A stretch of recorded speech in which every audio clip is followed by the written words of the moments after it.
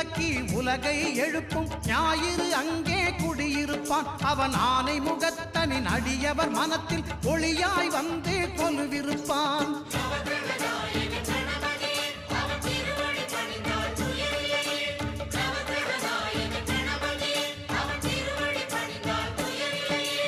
ஒன்பது கோளும் ஒன்றாய் காண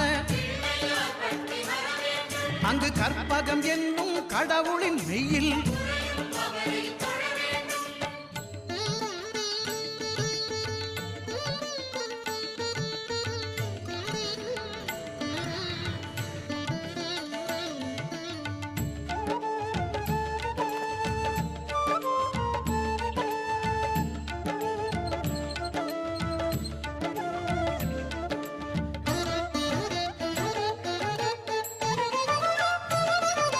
திங்கள் பகவான்